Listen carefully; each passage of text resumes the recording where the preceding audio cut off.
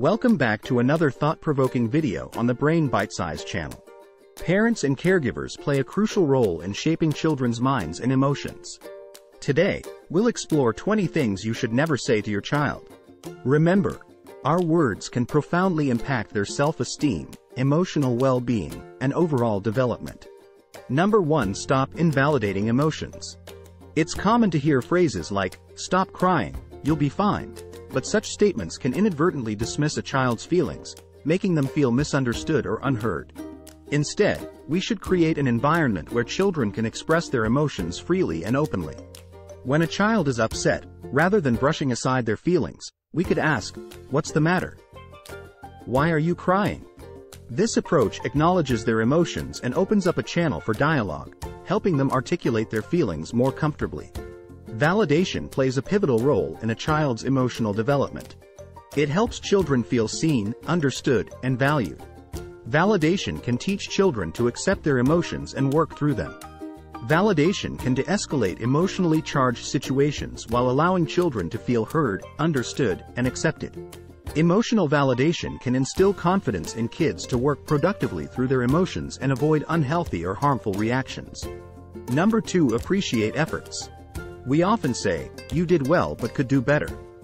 While this statement may seem harmless or even motivational at first glance, it can detract from the positivity of the compliment. When we follow compliments with "buts," we inadvertently shift the focus from the child's achievement to an area where they fell short. Consider saying, "You did well, and I'm proud of you. I bet you'll keep getting better and better." This kind of statement acknowledges their effort and achievement and expresses faith in their ability to improve, all without diminishing the value of what they've already accomplished. Words of appreciation can mean so much to children and significantly boost their self-esteem. Focusing solely on achievements can demoralize and demotivate a child quickly. Emphasize the importance of being specific, sincere, and focusing on effort-based praise. Number 3. Positive body image. As parents, we must foster a positive environment for our children, especially regarding their relationship with food and body image. One common mistake we sometimes make is phrases like, "Don't eat that, or else you'll get fat." This might seem like an innocent attempt to encourage healthy eating habits, but it can inadvertently create a negative body image and unhealthy relationship with food. Appreciating all that your body can do and keeping a list of things you like about yourself can be a part of cultivating a positive body image. Instead of focusing on weight or appearance, let's shift the conversation to health. Try saying, "I don't think it would be a good idea to eat that because it's not very good for your health." This approach emphasizes the importance of nutrition and overall wellness over aesthetics, promoting a healthier understanding of body image. Number 4. Validate feelings. As we navigate the complex terrain of parenting, it's crucial to understand the importance of validating our children's feelings. Phrases like, "It's not that big of a deal," or "Stop being such a baby," can invalidate their feelings and discourage open communication. Validated children learn to understand their emotional experiences and regulate their feelings with the help of their parents. Validation is a way of letting someone know we understand them, and being understood is essential to feeling connected and supported. Instead of using dismissive phrases, try saying, "Tell me how you feel and why you're feeling this way." This approach shows that you're there to listen and support them, helping your child feel understood and valued. Number 5. Avoid repetition. As we navigate the complex world of parenting, one aspect that demands our attention is communication. We often repeat things to our children to ensure they understand and follow our instructions. Phrases like, "Do I have to tell you this 100 times?" are commonly used, but did you know such repetition can be counterproductive? When we keep repeating ourselves, it may inadvertently send the message that we expect our children not to listen the first time, thus encouraging non-compliance. This coercive cycle can lead to aggressive behavior and further resistance from the child. A phrase like, "I've told you this before, but could you please?" maintains respect for the child while gently reminding them of their responsibilities. Research indicates that teaching by repetition may even be counterproductive to learning. Repeating ourselves excessively can also contribute to parental burnout, a state of physical, emotional, and mental exhaustion caused by the stresses of parenting. Repetition, if not managed properly, can also lead to the repetition compulsion, where unproductive behaviors are automatically repeated. Number 6. Break gender stereotypes. Regarding parenting, we must foster an environment of acceptance and equality. This includes breaking away from societal gender roles and stereotypes. Phrases like, "big girls, boys don't do that," or, "that's only for boys, girls," can be restrictive and limit a child's exploration of interests, hobbies, and activities based on gender. Instead, we should encourage our children to pursue their passions and interests without limitations based on gender. Breaking traditional gender roles can lead to more fulfilling parenting experiences. It is important to break paternal gender roles in parenting, especially in divorce, where traditional gender roles often dictate custody arrangements. Gender stereotyped parenting influences early child social development and encourages parents to avoid these stereotypes.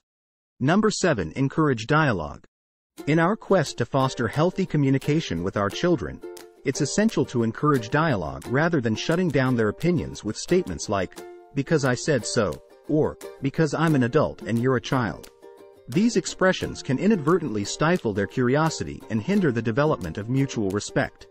It's about fostering two-way communication where both parties learn from each other.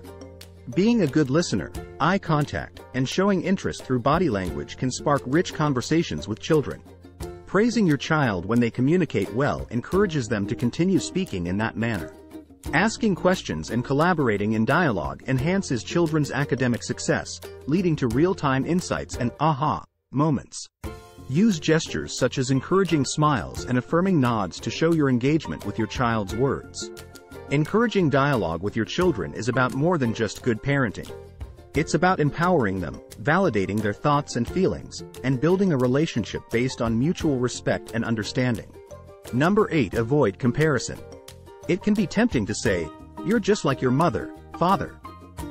However, this kind of comparison can inadvertently damage a child's self-esteem. When we compare our children to others, especially their parents or siblings, it can foster feelings of inadequacy and rivalry. Such comparisons can increase sibling rivalry and may lead to teasing. Even unintentional sibling comparisons can have negative impacts. Constant comparison can increase a child's anxiety and stress levels as they strive to please their parents. Focus on your child as an individual, and remember that kids don't all learn at the same pace. When parents compare their kids to others, it can make them feel less than their peers. Stop comparing your child to others and appreciate your child's uniqueness. Instead of resorting to comparisons, focus on their actions and explain why you're not happy with specific behavior. Number 9. Talking about finances. One area that often feels like a minefield in parenting is discussing finances with our children. A phrase we may often resort to is, "we can't afford that." While teaching our children financial responsibility and budgeting is essential, such statements can inadvertently instill fear or anxiety around money. Instead of creating a sense of scarcity or fear, we should aim to foster an understanding of value and importance. When your child asks for something that doesn't fit the budget or isn't deemed necessary, try saying something like, "I can't buy you, because we're saving our money for more important things." This phrase does not instill fear but teaches a valuable lesson about prioritizing needs over wants.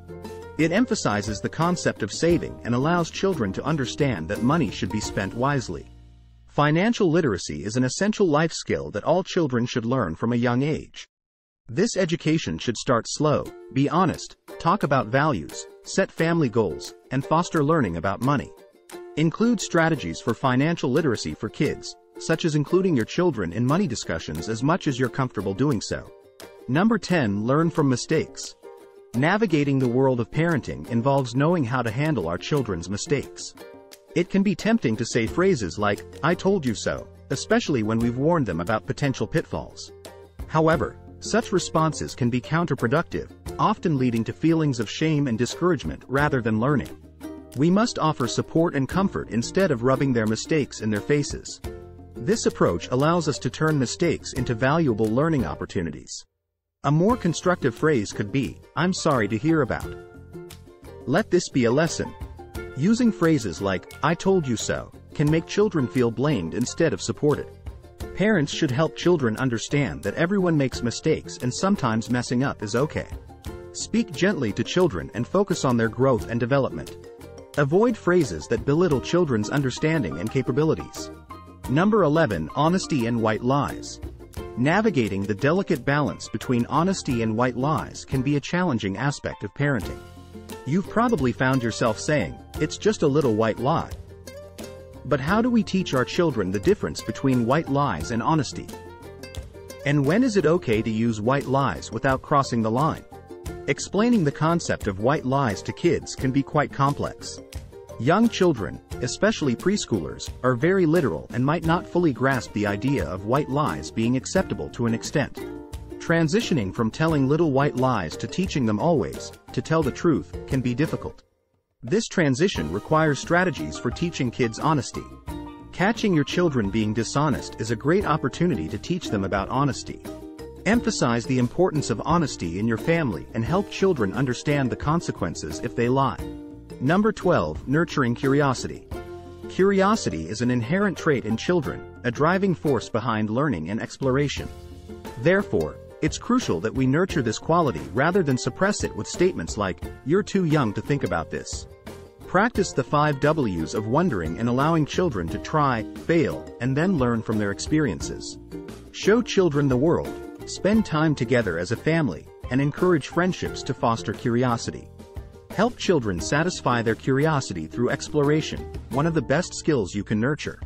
Lean into their child's interests to stoke their curiosity about fascinating subjects. Set aside time each day to observe your children while they play independently, helping you understand which toys and activities pique their interest. Even if you're not ready to discuss certain topics with your child, it's essential to communicate that to them respectfully and age appropriately. You could say, "I'm not ready to discuss this with you now, but we'll talk about it one day." Number 13. Respectful discipline. One phrase we may often resort to in moments of frustration is, "You'd better do what I say or else." However, using fear as a disciplinary tactic can lead to negative consequences such as resentment, rebellion, or low self-esteem. Our children are likelier to comply when we approach discipline with respect and empathy. Try saying something like, "Please do, because." This strategy explains your request, which can help your child understand the importance of following through. Show and tell your child what is right and wrong using calm words and actions. By fostering a respectful dialogue with our children, we can teach them valuable lessons about responsibility and consequences without resorting to fear-based tactics. Number 14. Being mindful of the past. When our children express their concerns or disagreements, we might respond, "That's how I was raised." While our upbringing shapes us and provides valuable lessons, we must not dismiss our children's concerns with this phrase. Our past experiences and upbringing do not always apply to our children's circumstances. Being present now allows our kids to feel important and special, opening the door for them to welcome learning from us. Mindfulness enables parents to slow down, observe, reflect, think, and decide how best to respond. Instead of dismissing your child's concerns with a reference to your past, try saying something like, "I don't think it's a good idea to do. Even my parents used to tell me that, because." This approach combines the wisdom of the past with respect for your child's concerns. Mindfulness helps kids focus on the present, allowing them to notice negative thoughts and shift their attention. This can also apply to parents, helping us to listen and respond effectively to our children's concerns. Number 15. Nurture responsible choices. As parents, we often feel compelled to share our personal experiences with our children to guide them.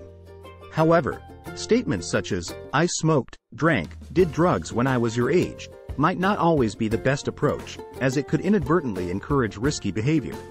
Instead of sharing these experiences, having an open conversation about the consequences of smoking, drinking, or doing drugs is more beneficial. Instead of potentially glamorizing past risky behaviors, focus on educating your child about the real and damaging consequences of smoking, drinking, or doing drugs. This approach can help them make informed decisions about their health and well-being. Number 16. Empathy and support. In the parenting journey, it's common to feel disappointed in our children's actions. However, expressing this disappointment with the phrase, "I'm disappointed in you," can damage the relationship between parent and child. Respectful communication is the lifeblood of all relationships, and the choice of words can either enhance or diminish family connection. While expressing your needs and expectations to your child is crucial, it's equally important to remember that your feelings are your responsibility. Feeling disappointment in your child is natural, but knowing how to manage this feeling can help deepen and support the relationship. If you're disappointed in your child for not fulfilling your expectations, it reflects disappointment in yourself. Instead of using phrases that induce shame and humiliation, as they don't teach accountability, use phrases like, "I'm not angry, I'm disappointed." Instead of saying, "I'm disappointed in you," a more constructive approach could be, "I'm not happy with your actions." Please avoid doing, in the future. This way, we can express our disappointment constructively and provide clear guidance on what behavior is expected moving forward. Number 17. Respecting their space.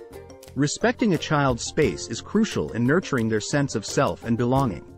The phrase, "You live under my roof, so you follow my rules," can make children feel unwelcome or oppressed in their homes, leading to strained relationships and negative emotional outcomes. This phrase, often used by parents to assert their authority, can come across as authoritarian and dismissive of a child's feelings or perspectives. The phrase may also build walls instead of bridges between parents and their children, creating a sense of division rather than unity. For instance, saying, "You know the household rules. Please stick to them," can be a more effective approach. This way, you acknowledge their autonomy while reminding them of their responsibilities within the household. It's important to set clear expectations and maintain sanity and encourage independence. It's also important to remember that boundaries should be reasonable. If we want our children to respect us and our rules, we must show them the same respect. Number 18. Encouraging individuality. Encouraging individuality in our children is a vital part of parenting. One phrase that can inadvertently stifle this individuality is, "You're just like someone else." Comparing your child to others can negatively affect their self-esteem and sense of self-worth. Instead, we should focus on our child's unique actions, behaviors, and interests. Show interest in what our kids love and get involved with those activities. This encourages their individuality and helps build strong bonds between parents and children. Allow children to express their individuality builds self-confidence and equips them to navigate challenges. Encouraging individuality can be as simple as showing curiosity about a child's choices and preferences. Ignite creativity in children through encouragement, which helps develop their individuality. Encouraging healthy expressions of individuality can boost a child's self-esteem. Number 19. Balance truthfulness. We might say, "It's just a little white lie," to our children in certain situations. However, while honesty is vital, teaching them about the nuances of social situations where a white lie may be appropriate is equally important. While white lies are okay to an extent, young kids, who tend to be very literal, may not understand this concept. Use stories to help our children understand the concept of white lies. Transitioning from telling little white lies to teaching them always to tell the truth can be a challenging process. Emphasize the importance of honesty in their family and help children understand what can happen if they lie. Number 20. Supporting curiosity. In parenting, it's essential to foster and support our children's curiosity. However, sometimes we may find ourselves saying, "You're too young to think about this," unintentionally dismissing their enthusiasm and inquisitiveness. Showing children the world around them is an effective way to nurture their curiosity. This means we should provide age-appropriate information rather than brushing off their inquiries due to their age. Helping children satisfy their curiosity through exploration is one of the best skills we can nurture. Instead of telling them they're too young, we should encourage them to find answers to their questions, fostering a love for learning. Curiosity supports creative thinking and encourages children to question and try new things. We might inadvertently stifle their creativity and initiative when we dismiss their questions. Give children opportunities to explore by nurturing their curiosity, which helps develop perception, compassion, and creativity skills. You can nurture your child's curiosity by providing them with exploration opportunities. So, instead of saying, "You're too young to think about this," try responding with, "That's a great question. Let's find out together," or, "Let me explain it in a way that you'll understand." By doing so, we can fuel their curiosity and support their thirst for knowledge. There you have it, Brain Bite-Size family. 20 things you should never say to your child. Our words hold tremendous power, and we can positively impact their lives by being mindful of what we say. If you have more examples or thoughts on this topic, please share them with us in the comments below. We'd love to hear from you. Remember to subscribe to our channel and hit the notification bell so you never miss a thought-provoking video. Until next time, stay curious and keep expanding your horizons.